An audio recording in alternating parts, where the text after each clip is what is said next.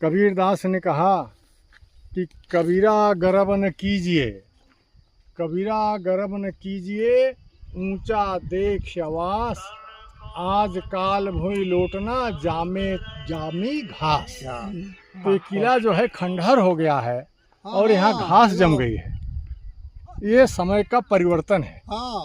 कबीरदास जी देश दुनिया देखे थे, उनको बड़ा तजुर्बा था, इसलिए प्रत्येक व्यक्ति को चेतावनी देते हैं कि यौवन, आपका घर, आपका द्वार, आपका परिवार, आपकी समृद्धि नहीं रहेगी, क्योंकि जब राजाओं की नहीं रही तो आपकी कहाँ से रहेगी।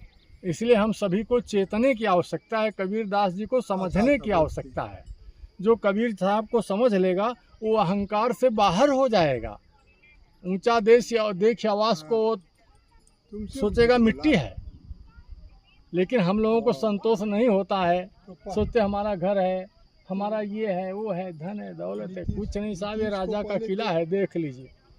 ये उदयन राजा का किला है और उनकी राजधानी हुआ करती थी। सामने जमुना जी प्रवाहित हो रही हैं, हम लोगों के सामने जमुना जी प्रवाहित हो रही हैं।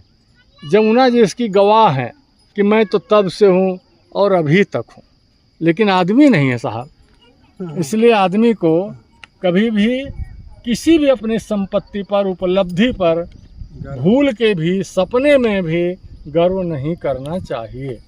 और इससे ज़्यादा हम कबीरदास के बारे में, अस्थाई संसार के बारे में क्या कह सकते हैं। इसलिए कबीरदास ने कहा कि ऐसा यह संसार है जैसा सेमर फूल, दिन दस के व्यवहार में झूठे रंग में भूल। लेकिन हमारे में से अधिकांश लोग झूठे रंग में ही भूले रहते हैं। प्राणी को अपना नहीं समझते, अपने को सभी से उत्तम समझते हैं। लेकिन कबीरदास जी बोलते नहीं, कोई उत्तम नहीं है। क्यों कि साईं के सब जीव हैं कीरी कुंजर दो।